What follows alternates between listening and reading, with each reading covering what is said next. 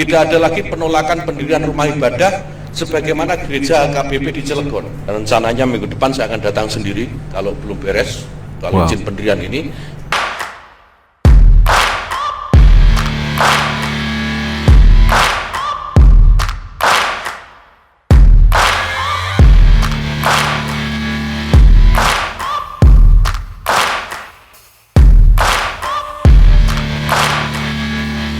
Sebelum menyaksikan video ini, pastikan bosku jangan lupa subscribe. Karena subscribe itu gratis plus bonus tonton video terbaru setiap harinya.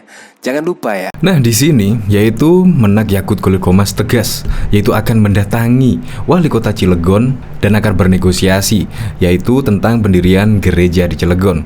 Pada saat ini yaitu Forum Kerukunan Antar Umat Beragama membuat suatu pagi putih di mana Wali Kota Cilegon ikut berperan menandatangani penolakan berdirinya gereja di Cilegon. Bahkan Wali Kota Cilegon pun ikut menandatangani, yaitu menolak berdirinya gereja di Cilegon. Ini sungguh dilema sekali ya, yaitu pimpinannya juga ikut seperti ini. Bahkan ini juga dari Menak Yakut Kholil Qomas. Tidak ada lagi gara-gara pilihan politik kemudian agamanya berbeda jadi musuh-musuhan, ada Pak.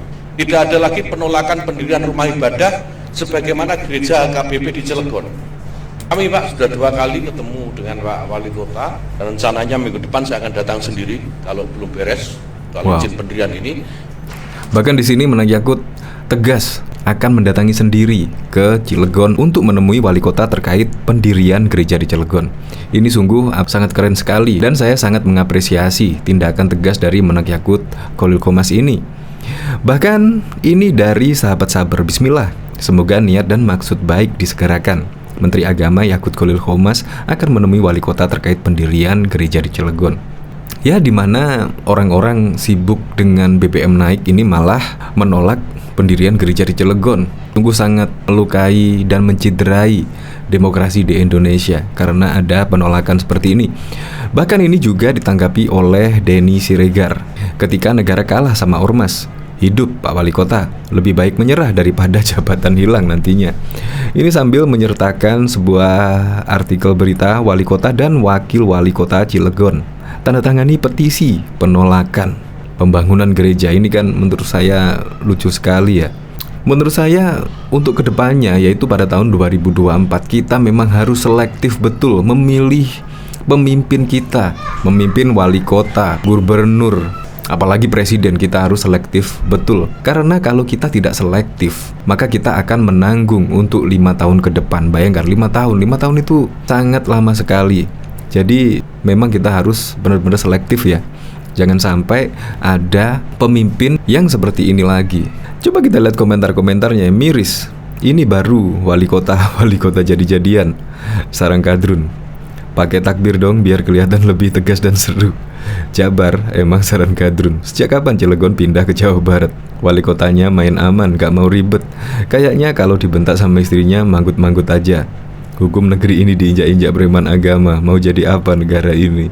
Ya semoga sajalah ketika besok Menak Yakut Kholil Qomas menemui wali kota dan wakil wali kota Cilegon tersebut bisa terselesaikan lah, dan bisa dibangun gereja-gereja. Karena memang hidup rukun itu lebih bagus lah, apalagi di negara Indonesia memiliki banyak suku, berbagai macam agama dan adat istiadat. Seharusnya kita menjaga semua itu supaya hidup lebih harmonis. Untuk lebih lengkapnya simak berita berikut ini, Good News Indonesia. Beredar video pernyataan Menteri Agama Yakut Kholil Qomas yang menyinggung soal larangan pendirian gereja di kota Cilegon. Dalam video berdurasi 24 menit 7 detik tersebut, Yakut menyebut masih ada pendirian gereja HKBP yang ditolak pendiriannya oleh wali kota.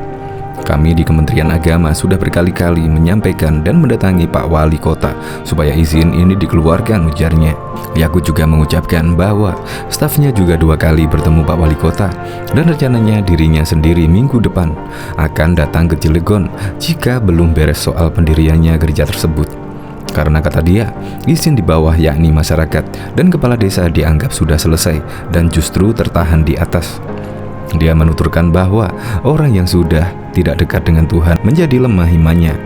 Adapun ciri-ciri orang yang lemah imannya ketika pada saudaranya beragama lain yang hendak mendirikan tempat ibadah yang tidak sesuai dengan keyakinannya, menjadi khawatir kalau imannya terganggu.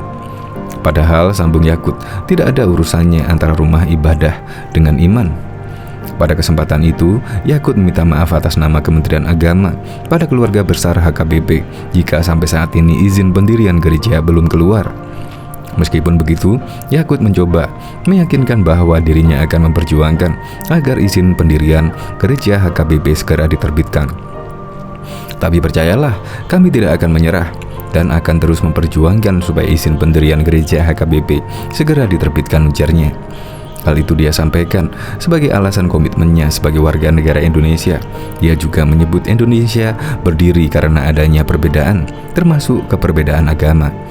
Tidak akan ada Indonesia jika tidak ada Islam. Tidak ada Indonesia jika tidak ada Kristen, Katolik, Hindu, Buddha, Konghucu, dan agama-agama lokal. Maka tidak ada Indonesia. Indonesia ada karena keperbedaan, adanya kebinekaan. Oleh karena itu, jika ada orang yang mengganggu kebinekaan ini, dia menganggap orang tersebut sedang mengganggu Indonesia. Siapapun yang mengganggu Indonesia saya akan hadapi. Insya Allah saya berani, terangnya. Masih kata Yakut, pada kesempatan pertemuan itu diharapkan dapat memperbaiki semua.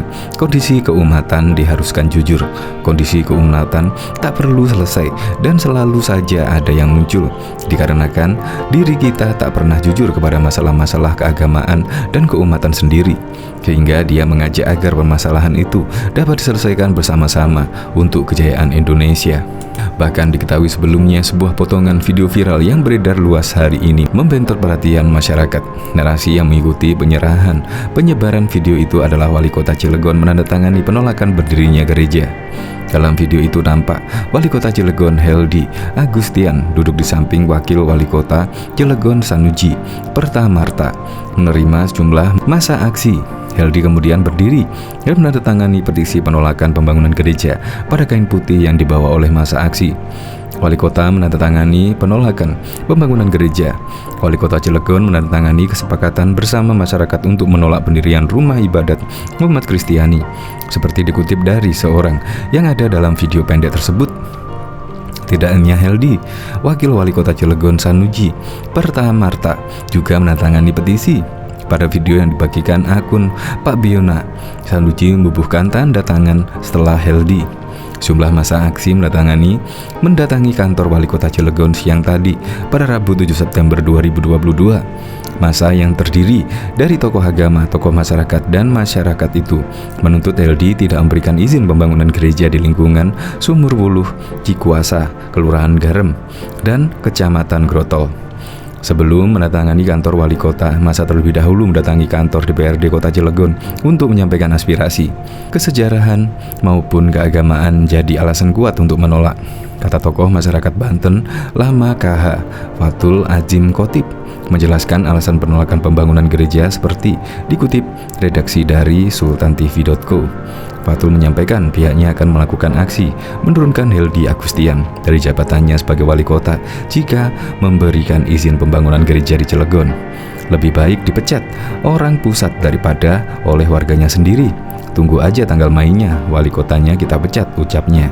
Bahkan dalam video viral itu, sebagaimana yang diunggah oleh akun Twitter Very My To Me, itu tampak Wali Kota Cilegon Heldi Agustin dan Wali Kota Cilegon Sanusi Pertamarta tampak secara sukarela ikut membubuhkan tanda tangan penolakan pembangunan rumah ibadah tersebut di hadapan kelompok orang.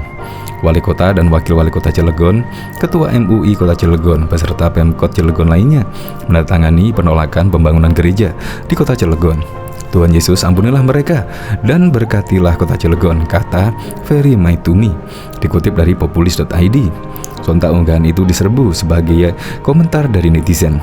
Mayoritas warganet mengutuk keras aksi wali kota dan wakil wali kota itu, sebab sebagai pimpinan mereka tidak harus mendukung desak massa untuk menolak pembangunan gereja. Keduanya lantas dicap sebagai pemimpin yang intoleransi.